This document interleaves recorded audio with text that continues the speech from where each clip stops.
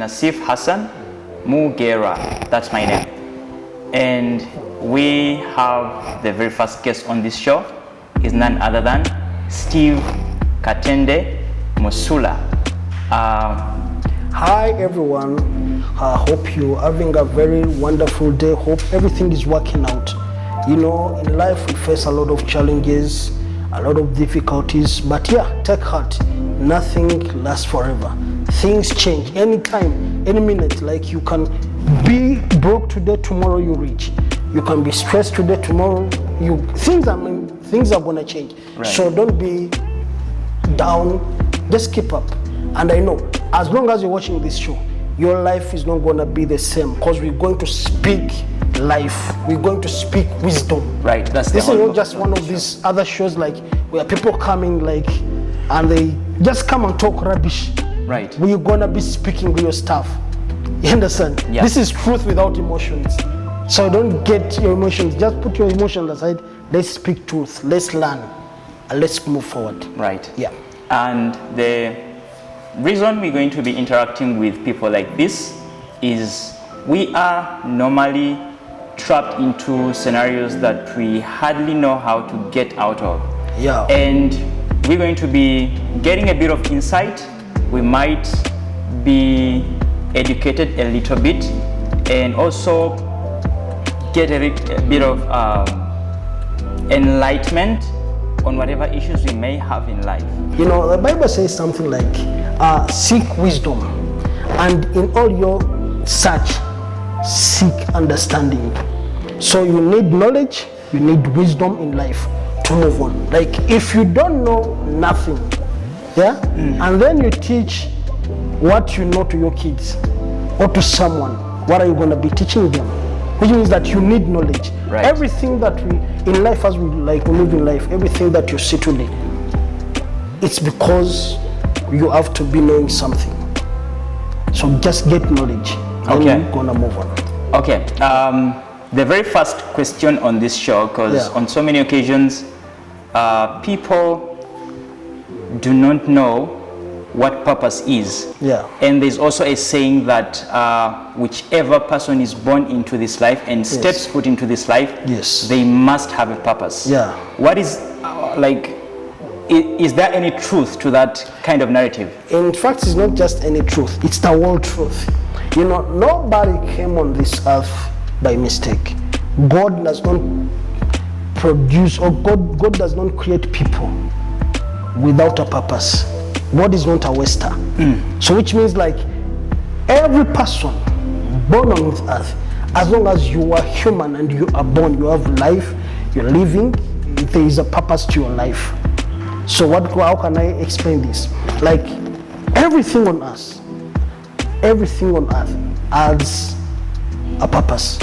It can be used either negatively or positively. So it depends on the user. But just know that every child, every person who is living on earth, you have a purpose, and you're not just here for a mistake, maybe by mistake, or because your father and mother went and had sex, then they produced you, and you came just like that. No, there are no mistake babies.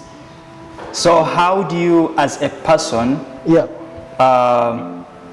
find what your purpose is in life?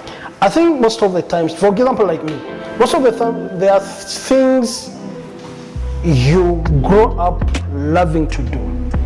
And I know everyone on earth, you know that thing. Sometimes you can despise it. You understand? Right. Sometimes even society can tell you that is not you. But deep inside you, like when you're alone, you discover that there's something in you that separates, that separates you from other people. There's some guy used to call it your sweet point. That every person needs to discover that. The moment you discover that sweet spot, that is your purpose. That's something that it just comes automatically. I mean, like you don't need to be supervised. You don't need to. It just comes. For example, me, I'm an artist. I love art, drawing, stuff like that. To do with and even ever since I was a kid, that was my gift, and it's something that I just used to draw anything that I came across. I could just pick a grab a newspaper, find any picture, then maybe draw the president, draw those cartoons, redraw them.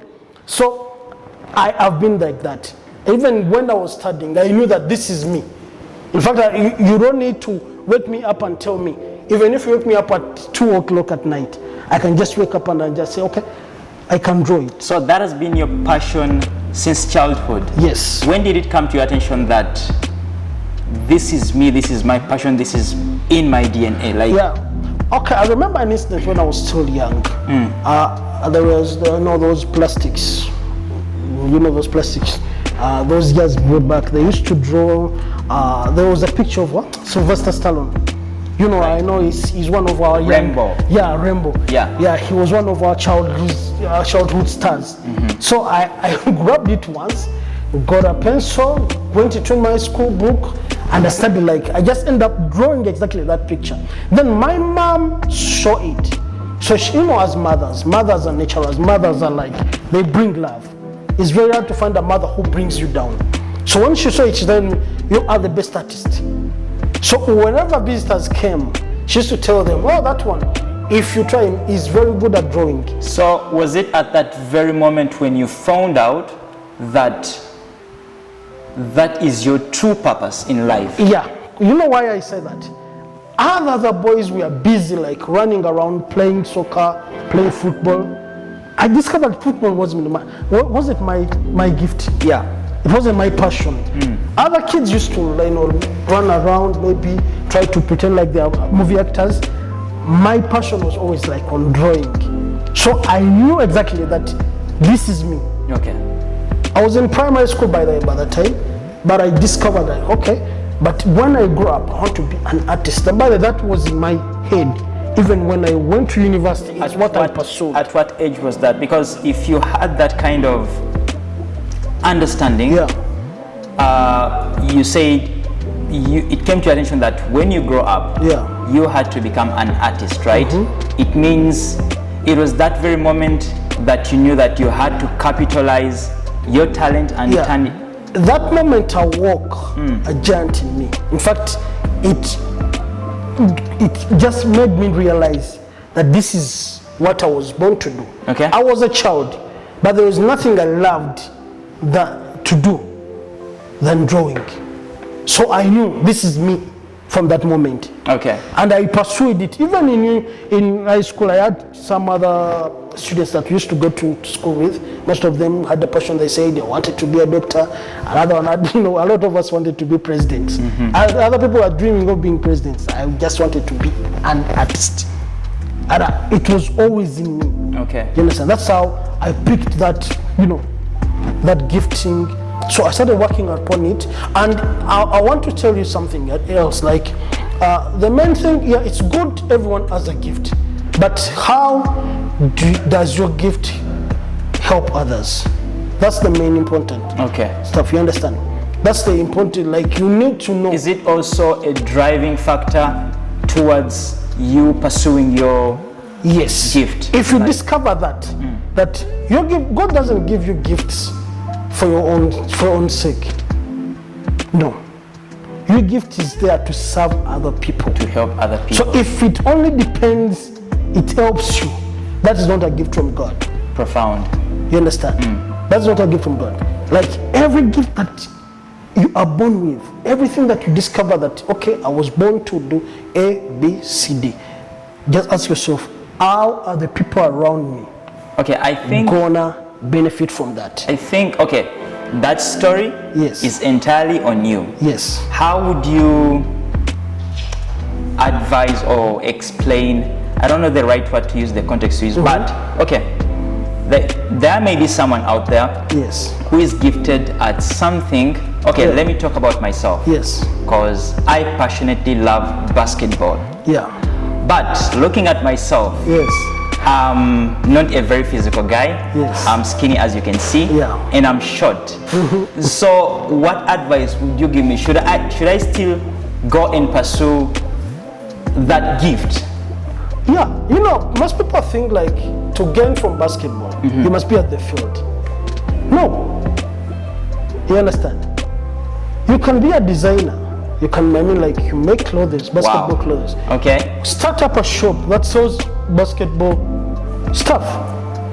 Yes, that. Right. Yeah, if I need like a ball, basketball ball, I can go buy it from a shop. That's a passion. You can even start up a blog. There's so many. I mean, you just have to think. Yes, outside the get box. the bigger picture. Because Yeah. all of us can't be Michael Jordan. We can't all be LeBron James. We can't. You understand? Right. But I can get something out of my passion, which You means can- like think out of the box. Start a blog. Go start a Facebook page. Talk about basketball. Right. You can even start talking about those former basketballers, their history and stuff. There are other people who also need to know that, and they'll keep following you. Others even will buy from you. Do you tell me that all Chinese who make these Jordan sneakers, are they all basketballers? They're not. But they are getting out of the game. Because they have the passion for the game. Yes. So you can't just give me an excuse that maybe I'm short. No. Oh, my size doesn't work up like this. Those are just excuses. That is a very beautiful insight. It means you can monetize Everything has value as long as you add it on. Just add value on it. You understand? Right. I'm not the best speaker. You understand? But if I work on my gift and I add value on it, Over time. you understand? Time will come when I'm even more paid than the best speaker. There are a lot of better guys who can speak better than me, who are smarter than me, Right. who have read even books more than me. But because we have not given out what they have inside of them, we don't know them. So what am I trying to say? Go out there and practice your gift. Put it to use. Okay. Yeah.